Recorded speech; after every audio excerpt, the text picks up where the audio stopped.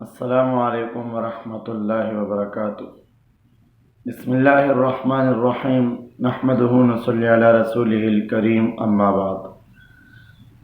تاریخ اسلام میں رسول اللہ صلی اللہ علیہ وسلم کی سیرت کا تذکرہ چل رہا تھا۔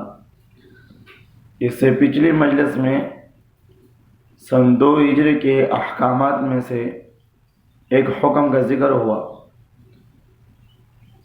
تحویل قبلہ، کہ حضور صلی اللہ علیہ وسلم نے ہجرت کرنے کے بعد 16 یا 17 مہینے تک بیت المقدس کی طرف آپ نے نماز پڑھی۔ پھر اللہ تعالیٰ کی طرف سے حکم آیا تحویل قبلے کا، اور آپ بنو سلمہ کے محلے میں تھے۔ ظہر کی نماز یا عصر کی نماز آپ ادا فرما رہے تھے کہ بیچ نماز میں اللہ کا حکم آیا فَوَلِّوا وُجُوهَكُمْ شَطْرًا، تو اللہ نے فرمایا کہ میرے حبیب آپ بھی اپنے چہرے کو موڑ دو مسجد حرام کی طرف۔ فَوَلِّ وَجْهَكَ شَطْرَ الْمَسْجِدِ الْحَرَامِ وَحَيْثُ مَا كُنْتُمْ فَوَلُّوا وُجُوهَكُمْ شَطْرًا، یہ تو قبلے کے تحویل کا حکم آیا، اور اس جگہ پر آج بھی مسجد بنی ہوئی ہے، مسجد قبلتین۔ اگرچہ ان لوگوں نے ان پر اعتراضات کیے، یہودیوں نے اعتراضات کیے کہ انہوں نے پہلا قبلہ چھوڑا، تو اللہ تعالیٰ نے اس کے بارے میں ذکر فرمایا، تفصیل سے یہ ذکر ہوا۔ آج کا درس اور اس کا موضوع ہے سن 2 ہجری میں صوم رمضان کے روزوں کی فرضیت کا حکم۔ ابھی تک جو روزوں کے رکھنے کا طریقہ تھا، حضور صلی اللہ علیہ وسلم اس وقت ابھی یہ جو 10 محرم الحرام کا روزہ ہوتا ہے، یوم عاشورہ کا روزہ رکھا کرتے تھے فرضیت کے درجے میں۔ تو جب رمضان المبارک کے روزوں کا حکم آیا شوال کے مہینے میں، تو 1 مہینے کے روزے فرض ہوئے۔ یا ایھا الذین آمنوا کتب علیکم الصیام کما کتب علی الذین من قبلکم لعلکم تتقون، اے ایمان والو، تم لوگوں پہ روزے فرض کیے گئے جس طرح کہ تم سے پہلے لوگوں پر بھی فرض کیے گئے تھے۔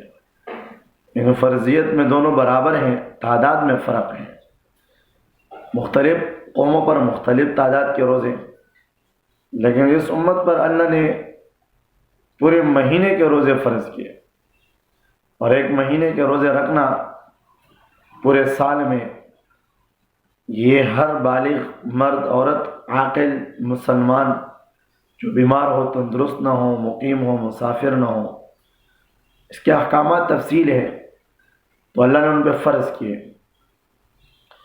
یہ رمضان کے روزے، باقی جو اس کے علاوہ روزے ہو گئے سنت کے درجے میں رہ گئے۔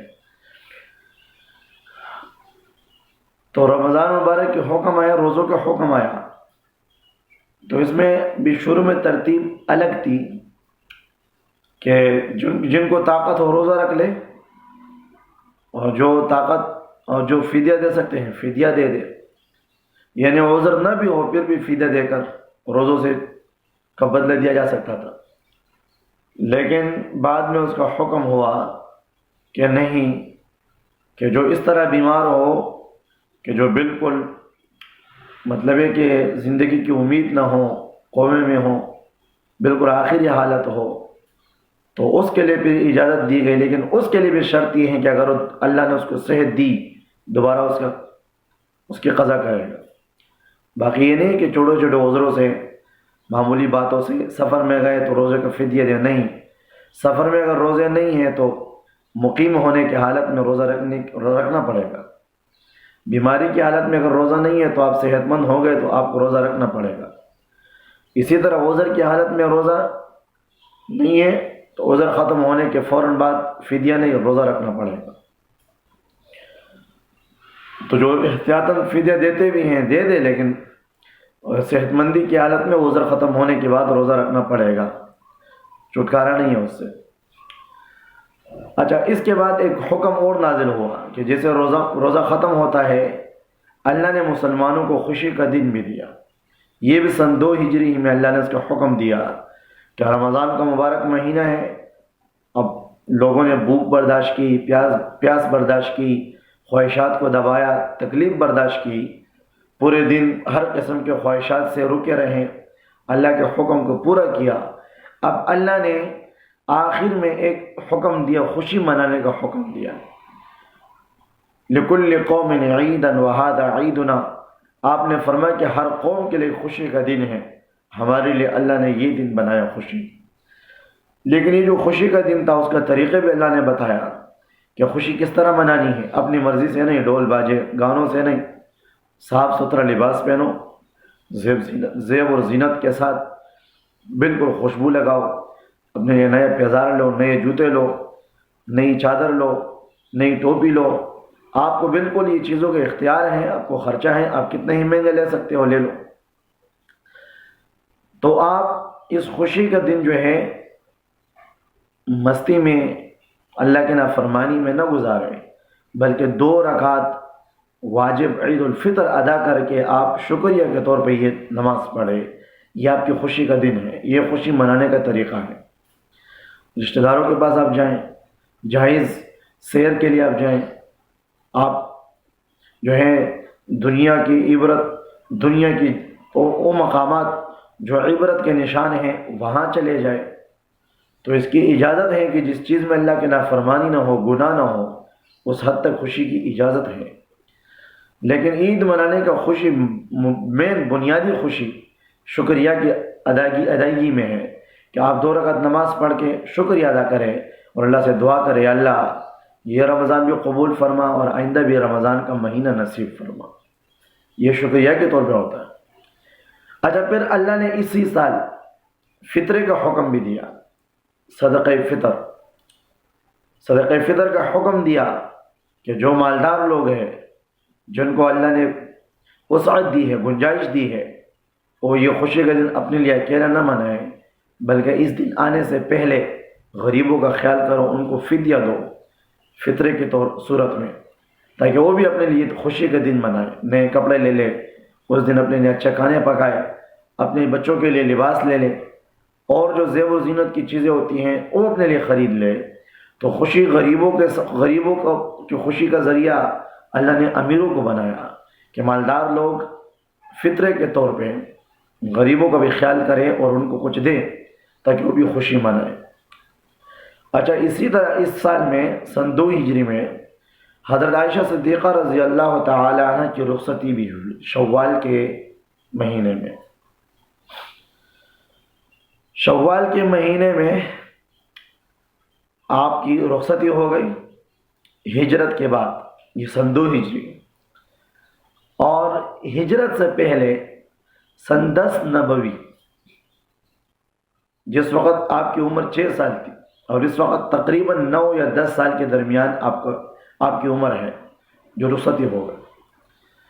حضور صلی اللہ علیہ وسلم سن 10 نبوی کو جب آپ کو ایک بہت بڑا صدمہ پہنچا، ایک آپ کی زوجہ مطہرہ خدیجۃ الکبریٰ رضی اللہ تعالی عنہ کا انتقال ہوا، اور آپ کے چچا ابو طالب کا انتقال ہوا، تو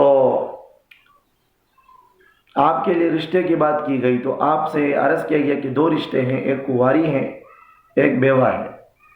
حضرت صدیق اکبر کی بیٹی ہے عائشہ کنواری، جس کی شادی نہیں ہوئی، اور بیوہ جو ہے سودا ہے بنت زمعہ رضی اللہ تعالی عنہ۔ آپ دونوں جگہ میں سے جس جگہ چاہیں اب رشتہ کر لیں۔ آپ نے فرمایا دونوں جگہ رشتوں کا پیغام دو، دونوں جگہ پیغام دیا گیا، دونوں جگہ رشتے ہو گئے۔ حضرت عائشہ صدیقہ رضی اللہ عنہ کی صرف نکاح ہوا، صرف عقد نکاح ہوا اور رخصتی نہیں ہوئی۔ سودا بنت زمعہ رضی اللہ عنہ کی رخصتی ہو گئی۔ ہجرت کے بعد شوال کے مہینے میں حضور صلی اللہ علیہ وسلم کی زوجہ مطہرہ، اس امت کی ماں حضرت عائشہ صدیقہ رضی اللہ تعالی عنہ، ان کی رخصتی ہو گئی۔ آپ 10 سال کی عمر میں تھی تقریباً۔ یہ پہلی بیوی آپ کی ہے جو کنواری ہے، بیوہ نہیں ہے۔ اس کے علاوہ جتنی بیویاں ہیں ساری بیوہ ہیں، طلاق یافتہ ہے، بیوہ ہیں، اس سے پہلے کوئی شادی ہو چکی ہے، ایسی عورتیں ہیں۔ اور اس عمر میں آپ کی شادیاں کرنا، بہت تعداد کی شادیاں کرنا، اس پر پہلے بھی بات ہو چکا ہے کہ جو لوگ مستشرقین کہلانے والے لوگ، اسلام کے دشمن اور اسلام کے وہ دشمن کہ جو اپنے ہی آستین کے سانپ ہوتے ہیں، وہ لوگ جو ظاہری حلیہ لبادہ اسلام کا پہنتے ہیں اور کام ان کی زبان، ان کی عقل اور سوچ غیروں کے استعمال ہوتی ہے، یا ارادتاً استعمال ہوتی ہے یا جہالت کی وجہ سے استعمال ہوتی ہے، تو وہ لوگ یہ اعتراض کرتے ہیں اتنی زیادہ شادیاں، دیکھیں یہ تو ایک مستی کی نشانی ہے، حالانکہ ان کی سوچ غلط ہے۔ حضور کی زیادہ شادیاں، آپ سید الاولین والآخرین ہیں، آپ تمام انسانوں کے نبی ہیں، جنات کے بھی ہیں، عورتوں کی طرف بھی آپ اللہ کی طرف سے پیغمبر ہیں اور مردوں کی طرف بھی ہیں، تو تمام لوگوں کی طرف اللہ کے بھیجے ہوئے پیغمبر ہیں۔ اب سب لوگوں نے آپ کے طریقے پہ عمل کر کے ہی نجات پانا ہے، تو مرد تو آپ سے سیکھتے تھے، باہر آپ کی زندگی سیکھ کر امت کو پہنچاتے تھے۔ اب عورتوں کو پہنچانے کا اکثر مسائل جو عورتیں خود عورتوں سے سیکھ سکتی ہیں، ازواج مطہرات کی صورت میں حضور نے ایک جماعت تیار کی، معلمات، جو اس امت کی مائیں بھی ہیں، اس امت کے معلمات بھی ہیں۔ انہوں نے حضور کی زندگی، گھریلو زندگی سیکھی، معاملات سیکھے، عورتوں کے خصوصی طور پہ عورتوں کے مسائل سیکھے، اور انہوں نے عورتوں کو دین وہاں سے سکھایا۔ تو دونوں طبقوں میں اللہ کا دین ہے، وہ عورتوں میں بھی ہے، مردوں میں بھی ہے۔ اس کا طریقہ یہ رہا اور مردوں کا طریقہ یہ رہا۔ حضرت عائشہ صدیقہ رضی اللہ عنہ 18 سال کی عمر میں تھی کہ حضور صلی اللہ علیہ وسلم سن 63 سال کی عمر میں انتقال فرما گئے۔ سن 10 ہجری، مدینہ منورہ کے 10ویں سال، وہاں رہائش کے 10ویں سال بعد، ہجرت کے 10ویں سال آپ دنیا سے تشریف لے جاتے ہیں۔ عائشہ صدیقہ رضی اللہ عنہ کی عمر 18 سال ہے۔ اتنی بڑی معلمہ، بعد میں بڑے بڑے فقہا صحابہ، بڑے بڑے معلمین صحابہ، وہ آ کر عائشہ صدیقہ رضی اللہ عنہ سے مسائل پوچھتے تھے۔ عائشہ صدیقہ کو اتنے مسائل کیا عالمہ، اتنی دین اسلام سے واقف کہ وہ اکثر صحابہ بھی جا کر وہاں ان سے پوچھتے تھے، معاملات میں جا کر ان سے پوچھتے تھے کہ اماں جی یہ مسئلہ کیا ہے، اماں جی یہ مسئلہ کیا ہے۔ 58 ہجری میں عائشہ صدیقہ رضی اللہ عنہ کا انتقال ہوا، 58 ہجری میں۔ اچھا، اس کے بعد اسی سال ذی الحجہ کے مہینے میں عید الاضحیٰ کا حکم آیا اور قربانی کے وجوب کا حکم آیا، قربانی واجب ہو گئی۔ اور اسی طرح اس سے شوال کے مہینے میں فاطمہ الزہرا رضی اللہ تعالی عنہ کا نکاح ہوا۔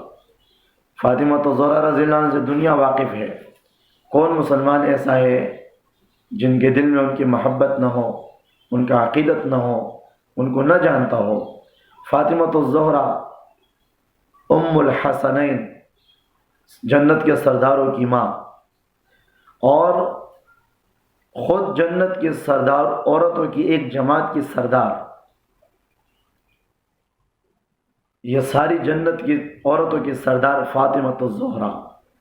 اور آپ حضور صلی اللہ علیہ وسلم اتنا زیادہ محبت ان سے کرتے تھے۔ یہ اللہ کے نبی کی اکلوتی بیٹی ہے، بیٹیوں میں سب سے چھوٹی ہیں۔ ایک ام کلثوم، زینب، رقیہ اور فاطمہ الزہرا رضی اللہ عنہ۔ یہ تقریباً 18 سال کی ہو گئی، 17 یا 18 سال کی۔ تو صدیق اکبر نے بھی رشتہ بھیجا، حضرت عمر رضی اللہ عنہ نے رشتہ بھیجا، لیکن ان کو حضور نے کوئی جواب نہیں دیا۔ تو انہوں نے جا کر حضرت علی رضی اللہ عنہ کو کہا آپ جا کے رشتہ مانگ لیں، شاید آپ کو دے دیں۔ حضور کے گھر میں حضرت علی رضی اللہ عنہ حضور کی تربیت میں بڑے ہوئے، تو انہوں نے جا کر بس کسی طریقے سے جا کر انہوں نے حضور کے سامنے بات رکھ دی کہ حضور مجھے فاطمہ کا ہاتھ چاہیے، اس کا رشتہ چاہیے۔ تو آپ نے فرمایا کہ میں فاطمہ سے پوچھتا ہوں اگر وہ راضی ہیں۔ آپ اندر گئے، ان سے پوچھا، انہوں نے کہا اللہ کے رسول مجھے قبول ہے۔ تو حضور نے فرمایا کہ تمہیں فاطمہ کا رشتہ دیتا ہوں، میں اس پہ راضی ہوں۔ بہت سادگی کے ساتھ ان کی شادی ہوئی، ان کی رخصتی ہو گئی، بس قلیل تعداد میں، چونکہ حضرت علی رضی اللہ تعالیٰ عنہ مالی لحاظ سے بہت ہی کمزور تھے، اور فاطمہ الزہرا رضی اللہ عنہ جو حضور صلی اللہ علیہ وسلم کے لخت جگر ہیں، وہ اتنی قریب، میں اس سے بڑی فضیلت آپ کو کیا بتاؤں کہ یہ حسنین کی ماں ہے۔ حسنین کون ہیں؟ جنت کے جوانوں کے سردار ہیں، حسن اور حسین جنت کے جوانوں کے سردار۔ حضور اتنی زیادہ توجہ ان کو دیا کرتے تھے، ہر وقت ان کو یاد کرتے تھے، ان سے اتنی محبت۔ یہ ایک الگ موضوع ہے کہ حضور کے حسنین سے محبت، فاطمہ الزہرا رضی اللہ عنہ سے محبت۔ بہرحال اسی ذی الحجہ کے مہینے میں سن 2 ہجری میں فاطمہ الزہرا رضی اللہ عنہ کی رخصت کے نکاح ہوا حضرت علی رضی اللہ تعالیٰ عنہ کے ساتھ، اور یہ سن 2 ہجری کے واقعات تھے جو مختصراً بیان ہوئے، ورنہ ایک ایک مسئلے پر، ایک ایک واقعے پر گھنٹوں بیان ہو سکتا ہے۔ ہر واقعے میں مسائل بھی ہے، ہر واقعے میں اپنے حالات ہیں، پس منظر ہے، اور جس طرح حضرت فاطمہ رضی اللہ عنہ کی نکاح کا معاملہ ہے، اس کی بڑی تفصیل ہے۔ تو چونکہ میں نے یہ پہلے سے یہ بات طے کی ہے کہ میں سیرت کو انشاءاللہ مختصراً بیان کروں گا، ایک دفعہ پہنچ جائے پھر انشاءاللہ تفصیل سے شروع کروں گا، پھر جو مین جگہ ہوگی انشاءاللہ میں اس کو تفصیلاً بیان کروں گا۔ تو اللہ تعالیٰ ہمیں عمل کرنے کی توفیق عطا فرمائے۔ آئندہ انشاءاللہ سن 3 ہجری کے واقعات کو، اس کے بیان کو شروع کریں گے۔ وآخر دعوانا الحمدللہ رب العالمین۔ السلام علیکم ورحمۃ اللہ۔